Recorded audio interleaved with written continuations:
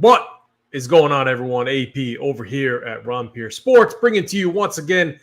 We got the Lineup Builder Show. I'm here with my guy Rubio. We have on the screen our partners, Sabersim. We have their optimizer up. Rubio, what is going on, my man? Oh, man. Well, I don't know if you know AP, but officially, sportsbooks. I can use DK Sportsbook, FanDuel Sportsbook, all online now in Kentucky. Great time to be alive. You know, they're handing out free money. All of these sportsbooks are handing out free money. How can I be upset on a day where every site is giving away $100, $200? Hey, take this touchdown bet. You know, here's a free $50. It's a good day, AP. It's a nice time to be alive. I'm so jealous. Nebraska fumbled the bag with the whole sports betting thing. It's legal here, but there's all these rules and stipulations around it. They wanted to control everything. They wanted everything to run through Nebraska is what it seems like. Like for me to place a bet, I can't do it online. I got to go into the casino that's here that they recently built. You can't bet anything overseas, and you can't live bet. It's like the stone worst, like absolutely worst. But I'm jealous of you, Rubio. And just quick question: what's the best promo that you've seen out there? So, FanDuel gave a $100 deposit match. DraftKings, you know what? DraftKings has to. It's a $10,000 deposit match. So, can't really beat that one. I think the best promo, though, is I've seen Fanatics. They did a decent promo that I had to look at. I think I'm going to sign up for Fanatics. I don't know the specifics of it, but I think it was a few $100 of a match. It is, bet $50 free. Jersey giveaway too as well, so that's weird. Basically, you get merchandise credit up to $150 through Fanatics as well. So Alec brings up a good point here. And again, my sister lives, and I love my sister. She lives in California, so I can make fun of California. And again, I mean, I live in Nebraska. People make fun of Nebraska all the time. I mean, a lot of people don't even know where Nebraska is, just in the very center of the country, but California is a stone worse. My sister lives out there again. Has nothing to do with politics or anything like that. It's the stone freaking worst.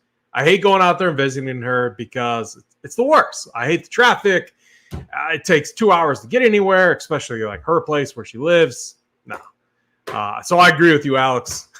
we could live in California and everything would be a lot worse. I know Captain would disagree with me. I don't know if he's watching this or will hear this, but he'll be shaking his head. Rubio, I mean, that's excited. And again, I know we're going to have links on the site. I don't know if they're active yet or not. Do you know? I know we're getting affiliated with all these sports books. And when you click the link through us, you'll get a special deal there. And I'm sure we'll tie some swag type of promo to it.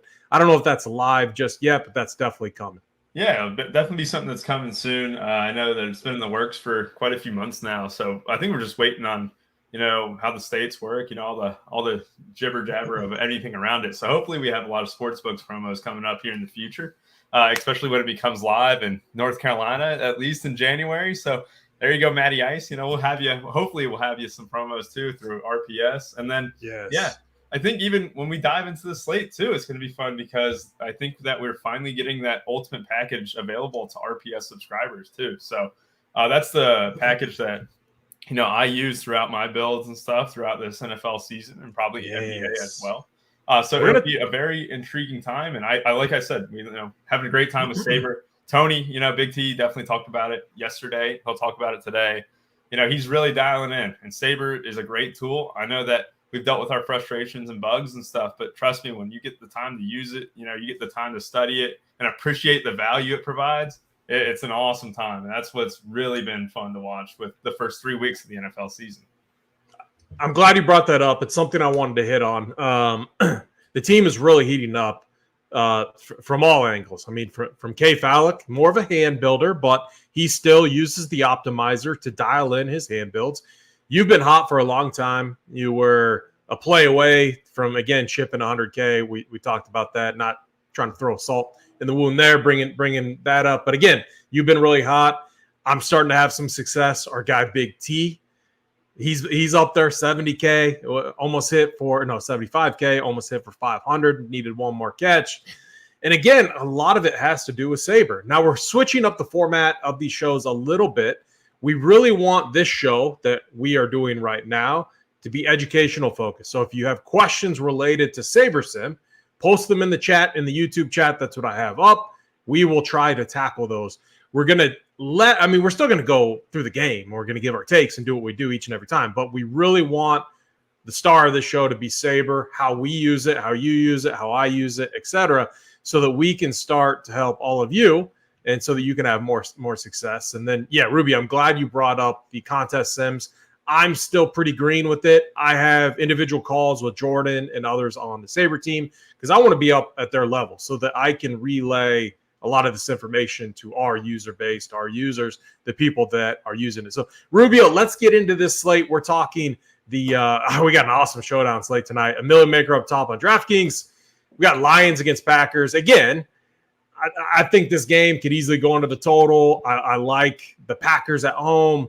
Rivalry game. There's a lot of different things. And I wouldn't be surprised if we had a unique ship or if we had like the choppy 3 to 4 people where you're splitting a big prize. These games just seem to have wild outcomes. And I'm really excited about that because we have a great tool at our disposal. Rubio, kick it off for us. Talk to us about what is the first thing that you're doing when you pull up Sabersim, you get it dialed in. What's your process look like? So, yeah, while you're talking, I made sure to run 150 teams with no adjustments, no randomness, no nothing. Basically, the only thing that was set was the minimum salary. And we want to check out, where's the chalk going to gravitate to, right? Obviously, this slate is very difficult. I don't see too many players here, AP, that are just stone cold and nuts. I mean, you have a running back situation that becomes murky with Aaron Jones back from injury, right? You have David Montgomery now returning to the backfield after, what we had. He was out earlier this morning. Now he's back in. But you have the Lions running backs priced up. You have Christian Watson being introduced into the fold for the Packers now. You have a lot of question marks around the slate. So what I do here, ran 150 teams, to see where our ownership is going to right now. Montgomery's price at 6,800 for the bulk of the work on the ground. Not bad, right? It makes sense that this is where it's hitting. This is just the flex too. If we did captain, Jordan Love, Goff, it's really gravitating toward quarterback captain, which I think Love you can do it with, but we'll talk about that a little bit later. But like Goff, I think I'd prefer one of the receivers. But yeah, you can just kind of see it. There's a lot of good plays, but there's a lot of unknowns around these plays too. So it'll be very interesting from a tournament perspective is how we get different on that end. Yeah, I like that. Just looking at this, so this is kind of what we'd call a base build, something that we like to do. We like to, how are you taking this information? Because I always like to, so like what I've been doing, I average out the RPS, Sabersim projections. I run this first base build. And for me, it just gives me kind of a context to the slate. Like what are the standard builds that are going to be popping for a lot of people? How do you use this information? And then what does your step 2 look like? Yeah, so utilizing this information, basically what we're trying to find out, where a lot of people's lineups going to go to, right? If they go Jordan Love captain, I mean, you look at it, obviously Christian Watson's back, but like this one right here, the top lineup, that'll probably be duped quite a bit. Jaden Reed's been a stud. Where was he from? Was he from Michigan State, right? He was a stud there in college, stud in his first 3 games in the NFL. We can see where these lineups are kind of going to. It's a lot of punts too. I want to see the construction of these teams. Like when I did a hand build earlier today just to check out the slate before coming in, I didn't want to run anything on it because I wanted to see like my first reaction to this. I punted. I'd use Samori Torre because I think we need value today. Nebraska guy. Oh, really? It is a Nebraska. Yeah, he is. Yeah. Yeah, he's a good receiver, man. He's a good receiver. Again, I mean, he's probably super cheap, right? He's 600. He had 8 targets through 3 games. Christian Watson being back probably hurts him a little bit. But when you build here, I want you guys to check the pricing too. If you haven't already checked the pricing, look at this here. Jahmyr Gibbs, 9,600. Christian Watson, 8,200. Aaron Jones come back from 10-8. A.J. Dillon's up there too. It's a lot of high-priced guys. AP, you remember how the Steelers slate, they priced down the kickers. Steelers, Raiders, 3,600, 3,400. Well, look what they did to the kickers here is that they made them 4,800 and 4,600. They priced up the kickers a whole $1K. It's such a good kicker slate, too. I know. It's exactly it. It's interesting. And I'm with you. I know Watson can definitely hurt Torrey. But it's one of those things where one catch could be the difference on this slate, right? Or just one end zone catch like Brock Wright. We've seen Goff throw so many balls into the end zone just like to a random tight end. I think the value route is going to be very popular. And I also wanted to bring this up, AP, is that during the Monday night game, we had a very unique situation where obviously Zacchaeus did really, really well. He ended up being the optimal 200 guy on that showdown slate. However, his prompts were very similar to Trey Palmer and then Devin Tompkins. Tompkins obviously was missed on a deep route. There was a clear leverage spot. There was also a clear leverage spot in the Cincinnati game too. So I want to see if there's any clear leverage spots. The one in the Cincinnati game was the tight ends, Drew Sample, Mitch Wilcox, but it was actually Tanner Hudson who outscored both of those at like no ownership. Now, let's see what 200 guy we're getting the most of right now. And it looks like it's DeGuara, Anton Green, Torrey. Seems like it's pretty even. Seems like there's not going to be a concentrated bubble there, but it definitely shows you where the builds are at, AP. Yeah, really good points. One thing just off the top of my head, when I look at these two teams, I have been really impressed with Jordan Love this season. I mean, the comeback against the Saints, obviously tough with Carr getting hurt, but still, like, with the Saints, it's not like even Carr going down with their style of play. Like, I don't think that's like what brought about the comeback. I think it was more Jordan Love inspired. What I'm getting at though, his price is really, because like when I ran my stuff working on the 3Max piece over at Run Pure Sports, I'm surprised by Jordan Love's price. He feels a little cheap for a quarterback. And then when you look at the box scores over the last 3 games, you're like, wow, 23, 20, 25. I mean, this dude's been producing. He shows what I would call kind of almost like a false floor, because I don't think we've seen his floor yet. But just when you look at like game 1 against the Bears, 3 touchdowns through the air. One of those, I think it was a long little dump off pass out of the backfield to Aaron Jones, right? Who just like took it and nuked it to the house. The 27 attempts against Atlanta, 25 attempts. We finally saw 44 attempts against the Saints, but again, no Aaron Jones in there. I don't think we've seen his floor. I still think he's good, but considering the projection and his price, he just has to be a popular option, a good option, but a popular one. I feel like we could get a little bit different there. I feel like the guys, when I'm looking at captain on the slate, even though I like the Packers to win outright tonight, and I'm on their side, as far as betting goes, Amon-Ra St. Brown, we finally saw it. 11 targets last week, 9 receptions, 11 targets, 100 yards. I don't think he has 1 touchdown on the year. Actually, it was the first touchdown of the year against the Chiefs. None since, but I love the floor of an Amon-Ra St. Brown. And then who do you think on the other side? I mean, with Aaron Jones back, it gets kind of muddy, doesn't it? Very muddy, very muddy. It's gross even that's why Jordan Love pops so much, is because literally I don't think I'm going to be playing Aaron Jones in the captain too much. Like, it would take another 75-yard house call because he's going to be limited. I don't think he's going to be out there and get 20 touches at all. I think he'd be lucky to get 15. And that's why Jordan Love captain is hitting so much, because he's also shown the ability to do it with his legs a little bit too. He had 9 rushing attempts, but 4 of those were kneel downs last week. But he does have ability. He also missed a wide open Luke Musgrave earlier in that Saints game for a touchdown right through the seam too. I'm bullish on this Packers offense. Wouldn't it be funny if this is the time when Aaron Jones is back, maybe in some type of limited capacity, where AJ Dillon is the guy that gets in the box like 2 times. And I'm saying that's where in Showdown you can get a little bit different. Like, would it be unreasonable to think, let's just say they get 2 rushing touchdowns? What if it came by Aaron Jones? I mean, AJ Dillon and not Aaron Jones. I mean, those are the type of things that I'm always thinking about in Showdown. And I want to make sure that, when I'm building out my script using the optimizer, that I'm accounting for those type of things. But yes, I'm with you. So like, I always like to look at it from a macro point, big picture. Who do I have in this game? After kind of going through my process, I think the Packers win. I think it's going to be a game where I think the total lands right at like 43, 44 points. Like I think the number that Vegas has right now is like spot on. I think the kickers are in play. I think the only guy I feel comfortable about having a true floor right now is probably Amon-Ra St. Brown and then Sam Laporta. I mean, Sam Laporta has been insane. So, like, here's kind of what I got going through my head. Like, I think the quarterbacks, I'm fine giving a fair projection, maybe under projecting a little bit because it does feel like maybe a floor slate. We look at Amon-Ra St. Brown. We look at Laporta. And then, on the Packers side, is there a player that you feel most comfortable with? Yeah, I mean, that's exactly it. Yeah, I do like Laporta call.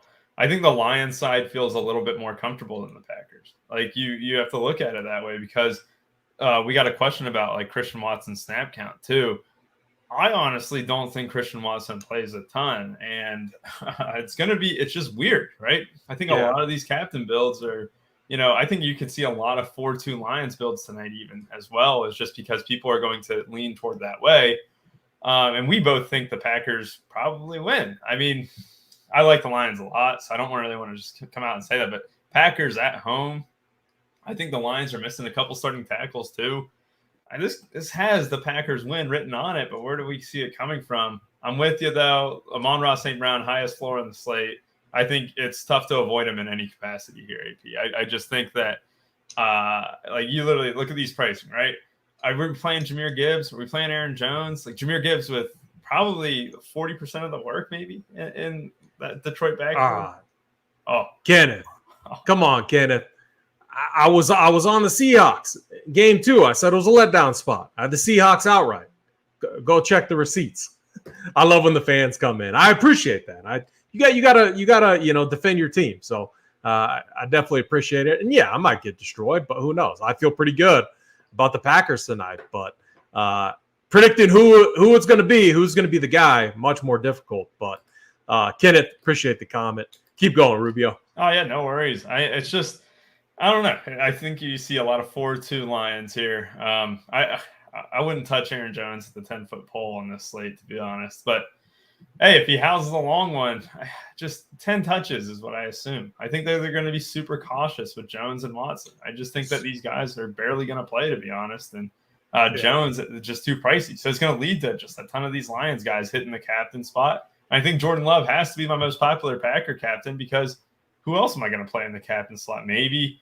And I don't want to play Musgrave. I mean, he's good. He's got big play potential. But then you got to sell me on Jaden Reed. I don't know. It's just a gross Packers side, despite us thinking they win. Yeah, yep. All right. So we got our base build up. Can you go up to where – all right. So what are you doing in this spot? So do it so that we can see the builds. Because here's what I do. And I don't know if you do this or not, but I right-click on build 1, and I just retitle it base build. And this is just to stay organized. This is something I do. I like to, when I'm listening to other comments, other takes, like I'll pull up the print factory that's going to go on later, today, and I'll make my notes on my yellow pad while I'm multitasking doing other stuff. But eventually I'll create another build and I'll put like Big T, takes in there, or JSU, and I'll change the projections for the guys that they like, and I'll run a script based off of that. Are you, when you are dialing in your stuff, are you cloning builds? Are you, creating more tabs right here, kind of like that? What are you typically doing? Yeah, no, I kind of process it. I just kind of keep it in my head a little bit, but I do like the cloning of tabs. I have done that in the past, just in case if I lose like a set that I kind of like. It basically just kind of trial and error for the most part. If I do see like a build, exposures that I like, but I'm just not quite there yet, I'll clone it just so I have it in case, especially if it's close to lock. Because if it's close to lock and I'm running these sims and I look up and I only got 2 minutes, I can click right here and I can download these teams, right? But if I do like sim here and I want to run, like 5,000 sims real quick and I got plenty of time for it, I just usually just let it ride and then kind of just reconstruct there. Yeah, I do that too. Highly recommended doing that. So again, when you're making adjustments, at least have a base build that you can always fall back on in case you're running up to it and you need to just get something in. Really good point there. Let's do that though. Let's create a new tab. Or did you already do that? Yeah, already done. We can. Yeah, all right. We can even bump up some guys that we're looking forward to here. So that way, when we run these sims, it's a little bit more toward our thinking, and it's not just running with base projections that a lot of people will be using. So let's start with the captain spot. I always like kind of dialing in my captain pool. So can you click over to the captain so that we can just pull in prices? So like, who can we just eliminate? I mean, is the backfield too muddied for Green Bay? Do we want to keep like Aaron Jones as captain? I mean, as a captain option? I think that we ditched the Green Bay running backs in the captain slot, to be quite honest. I think I genuinely Lions. See 10 to 12 touches at most for Aaron Jones. That is not enough for that tag, in my opinion. He could house one just like he did against the Bears. I'm willing to take that risk. I think he still gets captain ownership because at the end of the day, he's Aaron Jones. A lot of people are very high on him coming into the season. I was too. But the Packers are overly cautious with injuries, and rightfully so, right?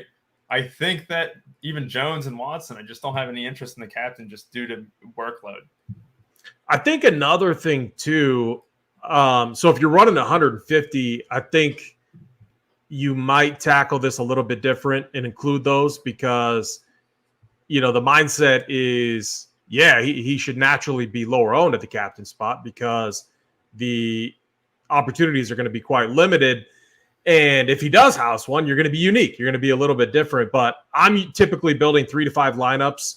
Are you running 150 tonight, Rubio? Yeah, and I probably won't have Aaron Jones, but actually, I don't even think there's a but there.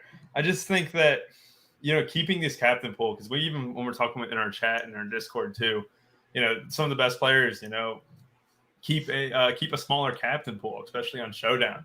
And then like on a regular slate, they might keep it a little bit more broad, keep that paintbrush like a broad stroke, right? But we don't really have to do that here. I think that these 8 right here, or these 7 right here are perfect because I think they all represent upside in their own right. I think Musgrave is a slight reach, but I do think he's due for a 40, 50-yard touchdown right up the seam. And Detroit has really struggled to defend the tight end. You saw last week, it was like 10 catches allowed to Pitts and Jonnu Smith. So I'll keep Musgrave in there, but I think that these 7 are quite clear and obvious to me. And I'm not really afraid of Jones or Gibbs or Watson or Dillon here. I love it. I love what you're doing there. Can you go to the flex tab? Here's another thing I've kind of noticed recently. So one thing I'll do, we have Amon-Ra St. Brown who easily has the highest floor on this slate. And I think the highest floor ceiling combination there. And it's due to the targets that he's getting. And he's just so reliable. And, compared to a running back, you're getting, receptions 1 point, obviously, then plus the yards that you're getting. It just creates a higher floor. And so just looking at that from what we've talked about, I do think the projection is more in line here. We have him, 3 points higher than Aaron Jones. I just think, man, I want to bump Amon-Ra St. Brown up. I want to make sure he's the highest projected player that we have. Where do we have Jordan Love at? We have him at 18. 18. So what's your thoughts on him? I don't even mind bumping him down just a little bit. We think it's going to be a floor slate. We like kickers. They price kickers up, but still I could see a lot of drives in this game. They make a couple first downs, but then stall out in enemy territory, setting up for a long field goal. I could definitely see a game script like that. And if you're not getting in the box, that's really going to have an impact on the quarterback scoring there, except Jordan Love, because he has shown the ability to rush a little bit. We saw it last game against the Saints. So have him a little projected over Goff? What's your thoughts there? I think that's interesting because I like Love. I do really like him. And we both think the Packers win, right? I'm not bullish on Jones. It could just be messy, but yeah, I think we can. Let's just take him there. Let's do this. Let's make Goff right below him, right there. So that way they're both hitting at a very high clip. But I think Love has the best floor on this Packers team because he's got a lot of options. I think the struggle is who do you stack him with? I don't believe in this Detroit defense really all that much. I think that, they've done fine, but we have to remember they did concede 37 to the Seahawks in week 2. And like I said, Musgrave was missed on a wide open throw, right down the seam and stuff. This Packers offense got clicking in that fourth quarter, that second half. I don't know. I think they found something in that game a little bit. I think the Packers come out hot too. I think Love's a big part of that. Yeah, I like it too. I've been really impressed though with Hutchinson, I think his name is. And man, he's been good. But again, he's gonna, maybe chases Jordan Love out of the pocket, forced to use his legs a little bit more there. So yeah, I'm with you. What about, how crazy would this idea be? We've seen these running backs like AJ Dillon. Again, a game script dependent maybe, but it seemed like their workload was split in game 1. It's almost like when Aaron Jones is in, they kind of grew off of each other a little bit. They can open up the playbook a little bit more, which maybe creates more opportunities for AJ Dillon. Oddly enough, it seems that way. Like I don't have anything to back it up. I get that the feeling that that's what's going on. Is it crazy to just slightly over project AJ Dillon while we're also under projecting Aaron Jones? I mean, we're trying to win a milli up top. It's a showdown slate, and we're working on game scripts right now. So AJ Dillon sucks. In the best ball cheat sheet, AJ Dillon was the biggest conundrum because we obviously saw that it was I gotta bring this up. Right? AJ Dillon was like one of the worst upside plays for best ball this entire season, because including back to last season when he got a lot of work. It takes a touchdown, obviously, but I think like he's even over projected as it is right now. But he still will hit some builds because he's not too far away from Laporta. Take him down then, because I already see another thing that I just think is wrong. Like Sam Laporta, I've been really impressed with what they're doing with him in this offense. We have him projected like well under Aaron Jones, which I think is like kind of crazy. Now I know tight end, he could put up a dud here for sure, but just look at it: 5 for 5 against the Chiefs for 40 yards, 9 DK points, 11 points. He's just gotten better and better each game, and we talked about it. You talked about it. Like that's going to be a way that they have to attack Green Bay here, right? Oh God, Laporta's a stud, and the first 2 weeks too. He did really well. He showed a floor of around 9 or 10. Last week he explodes with the deep bomb from golf there. I'm with you. I think that you can safely project he is the second best floor behind Amon-Ra St. Brown. That's including Montgomery. I mean, you think that if the Lions are trailing, they might not be able to pound the ball, right? Montgomery could be a guy, which I think his projection is fine, but he's going to hit a lot of builds at this price. He's going to be super chalk, and he won't be catching a lot of balls, to be honest. Oh, that's too good. Too much chafing from the thighs rubbing. Hey, I know that feeling. It's not a good feeling. Talking about AJ Dillon. Yeah. So Josh D brings up, and he's probably talking about the props. A lot of his prop lines have been dropping. Now, I haven't seen that. We have the Proptimizer over at Rumpier Sports that you can go and look at. I'll have to pull that up.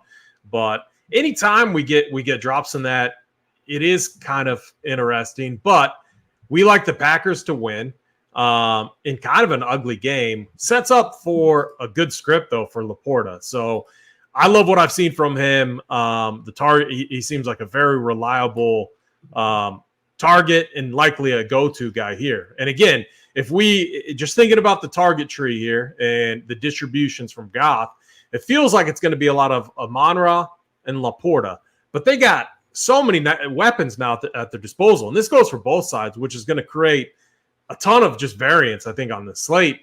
You got Josh Reynolds, who, has been pretty awesome. At least he was against Kansas City, and then against the Seahawks too. He's back tonight, right? Yeah. Who was that? Josh Reynolds. Yeah, he's been back, right? Okay. He had 0 targets last week though, as chalk, and I think a lot of people were assuming. That's right. I didn't want to think about that, the pain that he brought. And then you got with Dave Montgomery back. It's Gibbs is going to be back in this other role. I do wonder, like, could he get more targets in this role? Against the Seahawks, again, a different game script, but he's targeted 9 times. So what's your thoughts on Gibbs, and what's your thoughts on the Lions running back situation? A really tough running back slate for sure. Yeah, I think it's definitely important to note, like, even if it's only 40% of the work, a lot of it could be in space. And if we think that they're trailing, like, you see these solid 9 targets, right? If we got 6, if you guaranteed me 6 targets, like, Gibbs becomes one of the better plays in the slate, just because he'll also have the ability to break one. He'll also probably get 10 carries or so. So I think that as definitely intriguing, but his price tag is so damn high. It's just crazy to me. It's 9,600. I know because Montgomery was projected to miss out. Yeah. Gibbs was going to be one of the first guys in your lineup if Montgomery was out. He's in. That price becomes a little bit inflated, but it's going to keep the ownership away. We saw what he did against Seattle too. It's definitely intriguing. I could be sold on that AP. Pass to where I could see one of these running backs winning. We talk about it's a floor slate. If depending on which one gets in the box, or if they get in the box twice, they might be mint. So what could you do? You could create some rules. You could create some grouping rules with them. You could throw all 4 into a build, or go 2 or into a group rule, or just go 2 from each side and say, one or the other. That's definitely something that you could do.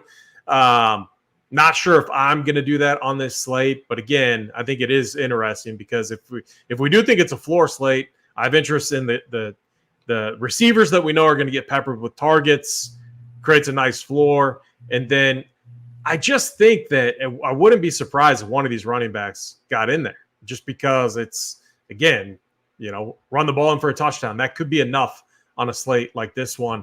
Let's run this build that we've been working on. Yep. And then let's talk to the people about the contest sim as well. So I'm going to let Rubio run this. What do we do? Actually, real quick, what do we do with the kickers? Do we bump them up? I'm giving them a similar projection to each other. The Packers kicker was just a bit lower than I really like. So bump them up. Defenses, I think, I'm a sucker for defenses right now. Let's give them each a 5-point projection. Both teams missing tackles. I'm fine with defense on this slate. So it's something that we just want to bring up because I was actually absolutely shocked when I saw it. 33 passing attempts for Jared Goff last week. 4 receivers got targets. Amon-Ra St. Brown and Laporta combined for 23 targets, and the other 8 targets went to Raymond and Gibbs. 2 of them, I assume, were throwaways too, which we're missing 2. That is incredible to me. We have such a narrow target tree.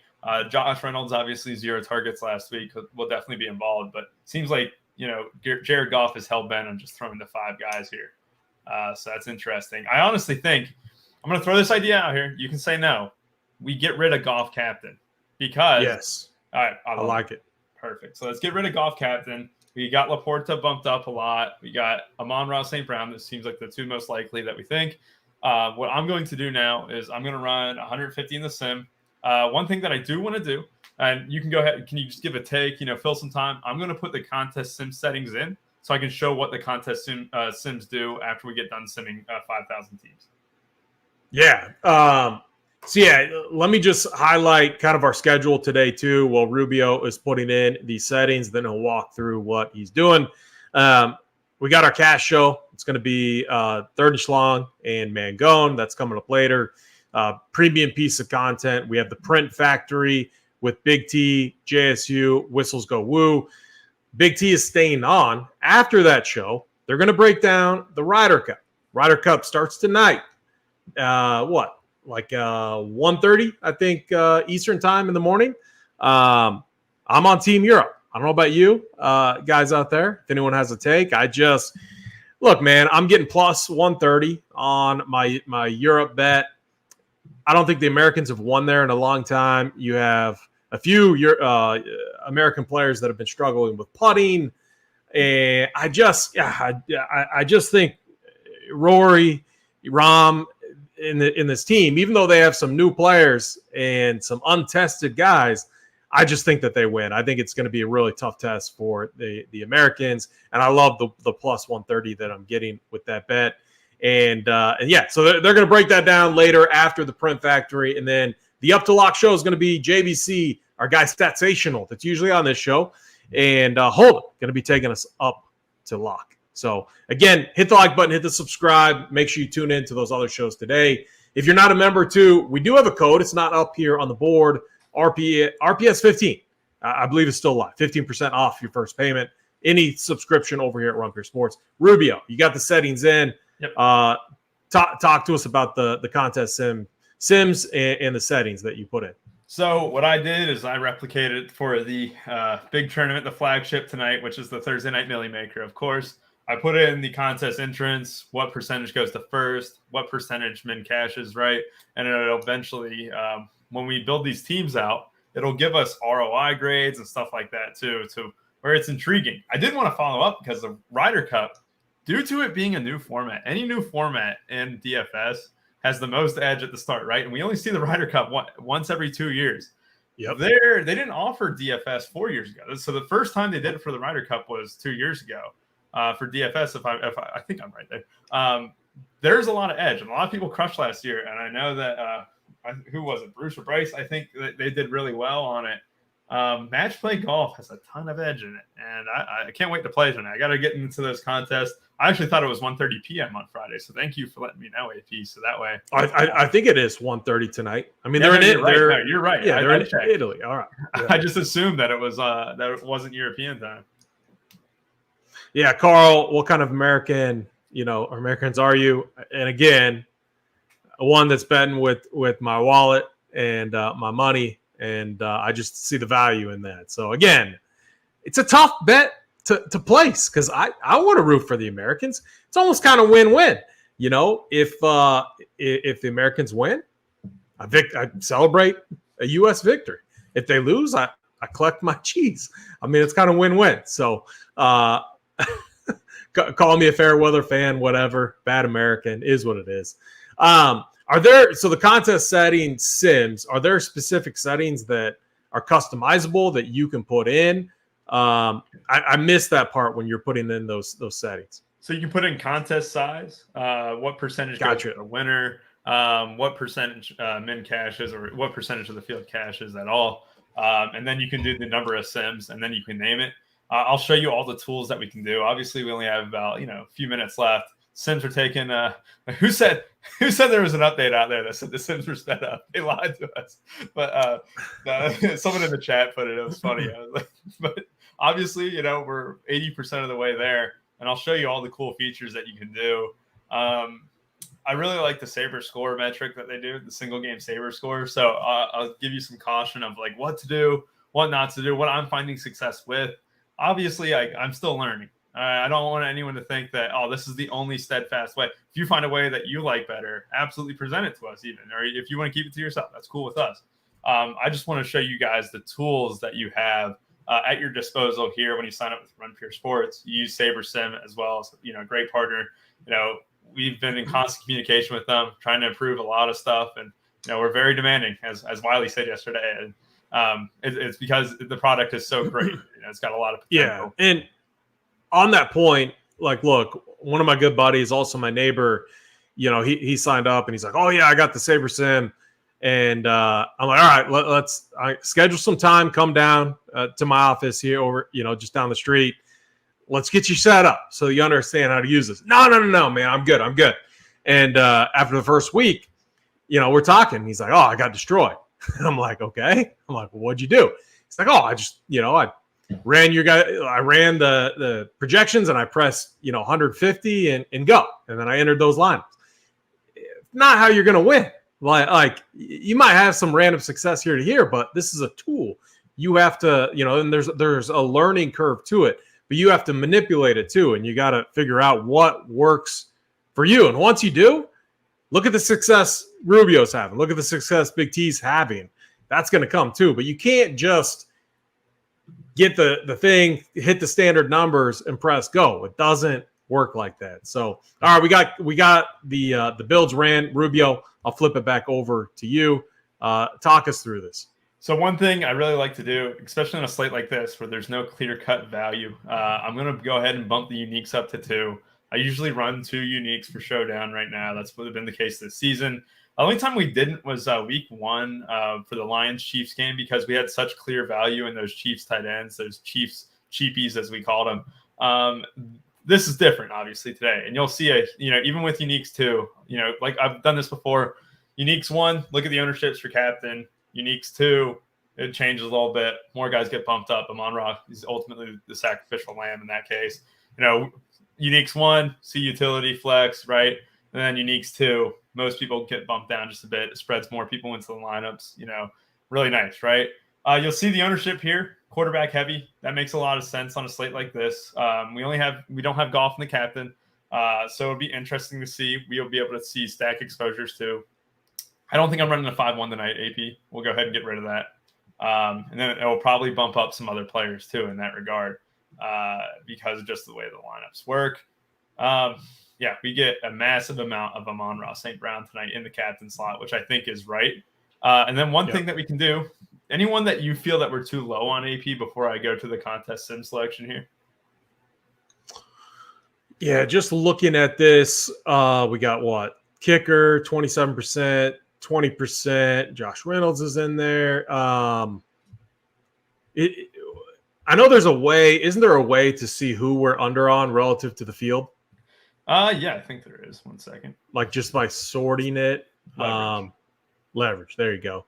And do reverse leverage.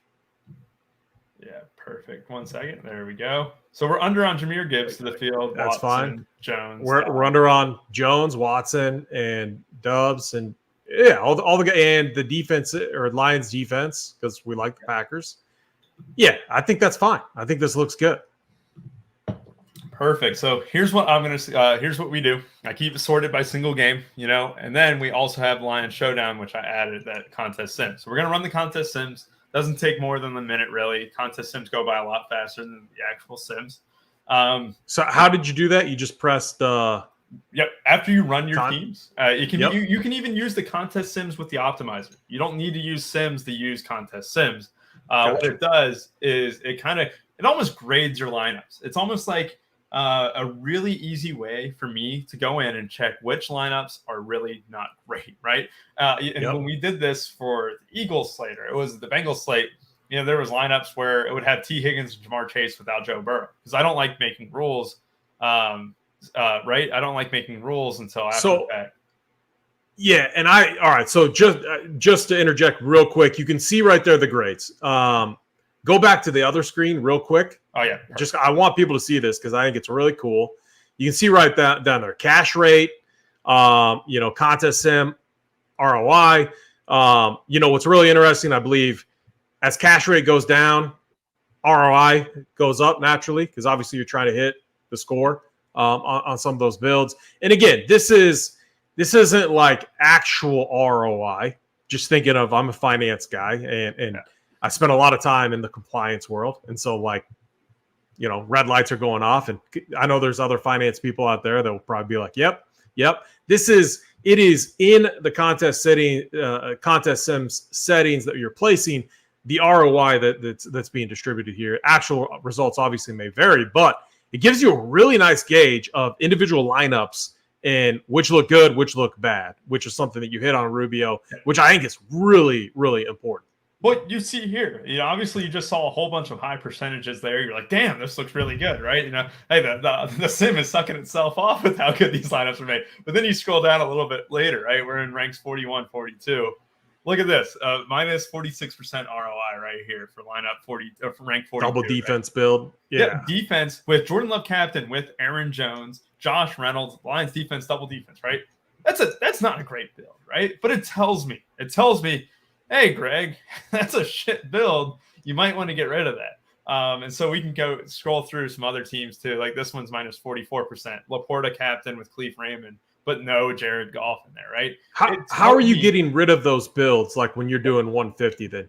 So here's what I do. Or did I get ahead of myself? No, yeah, you didn't get ahead of yourself. We got to get out of here in a couple minutes anyway. But I do. Oh, you're good. You're good. I do get excited talking to people about this. You have the ability to sort by highest ROI. That's not a great idea. Don't do that. Don't just sort. I'm going to take the highest ROI thing in the world, right? Don't do that. What I do, I go in, I check. Oh, this lineup must be really bad. We already reviewed these. Minus 44%, minus 46%. I can just hit the trash can on them. Boom. Put them away, right? I can scroll down. This one's low, 7.3%. Let's check it out. Lineup 68. It's Jordan Love with just one receiver in the captain, and it's got no Jared Goff despite having 3 pass catchers, really, if you include Gibbs with Montgomery. I don't like that one. I'm going to get rid of it. And there's a really easy way to just kind of see these lineups, right? I put it into compact lineups mode and I put it there. Like this lineup, not the worst, still has a huge negative. I'm going to go ahead and get that out of there. What I can also do is I can add a filter AP. So this is my thing. Just to make sure I don't have any of these terrible things in here. I can go down to Lions Showdown. Wait, hold on. Show lineups. You put an ROI filter on. Yep, right? I put an ROI filter on it. Did I put what did I name it, AP? What did you name? Oh, the something Showdown. There, it's not here. Oh no. Anyway, you can add a filter on it, and basically it will just filter out the worst lineups. So I just do I'll do 50% or so because I don't really like these 10% lineups, right? Jordan Love with Aaron Jones, Jordan Love captain with Aaron Jones.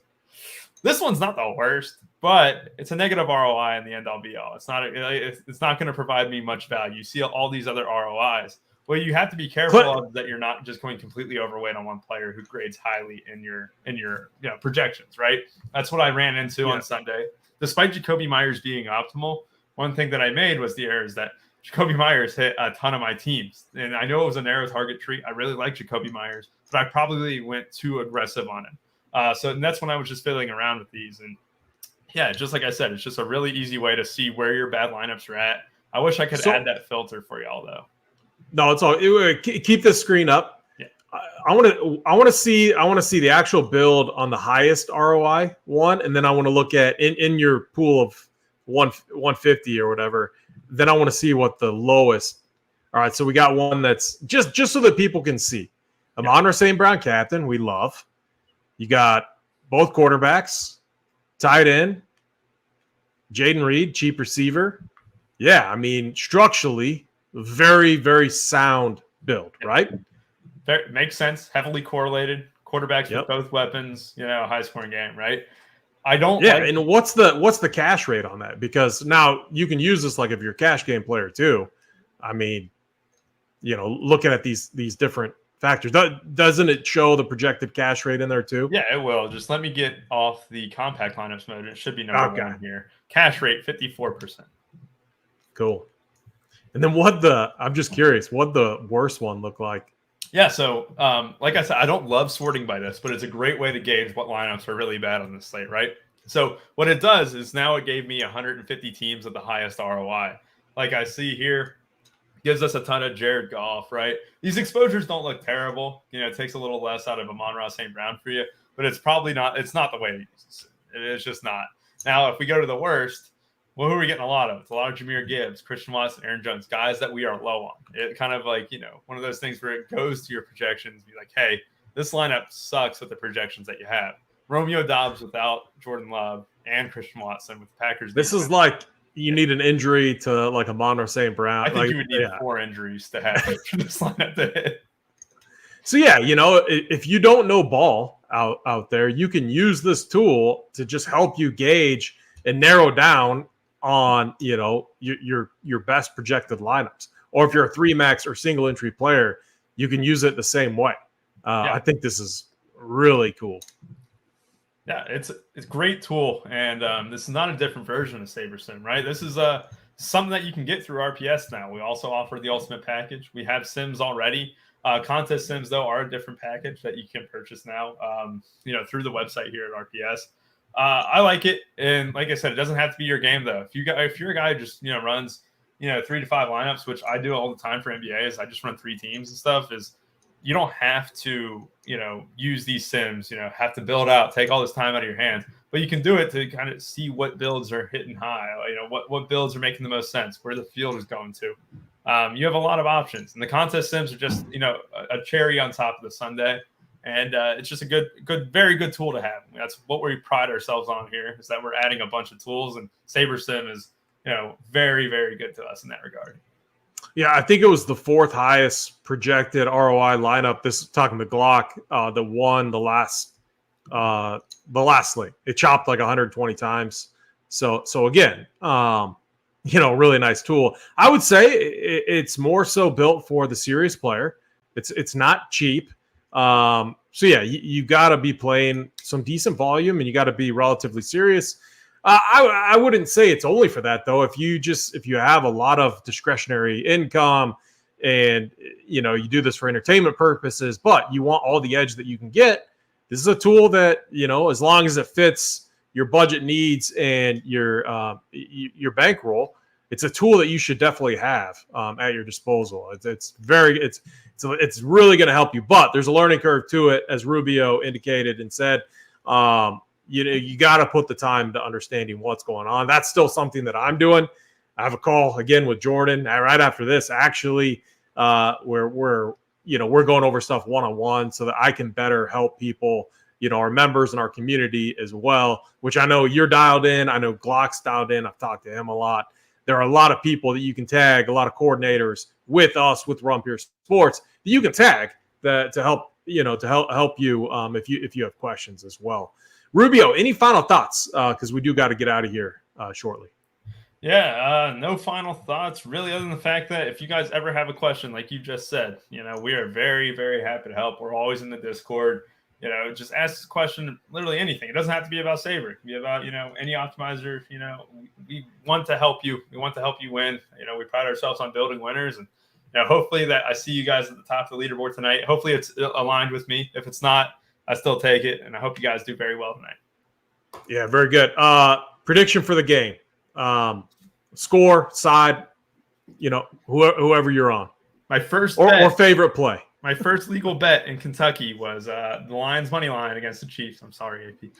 But tonight, my first online bet in Kentucky is going to be the Packers over the Lions.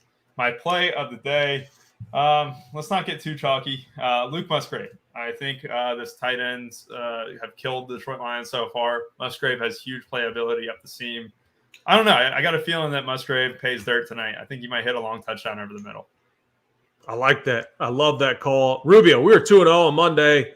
Let's make it 3-0 tonight. I am on the Packers +2. I also like the side if you want to make it kind of a hammer bet. I think they win outright.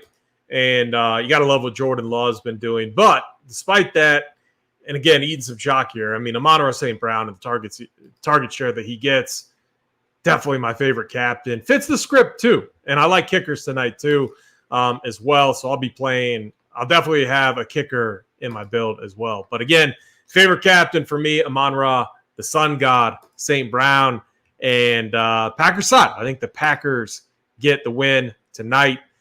With that, for Rubio, I'm AP. Tune in here shortly. We got the Print Factory coming up a little bit later today. They're going to talk, Wiley, Big T are going to talk the Ryder Cup after that. And then JBC and Holden and Statsational are going to take us up to lock. Hit the like, hit the subscribe, RPS 15% off your payment here. RunPureSports.com. Run Pure.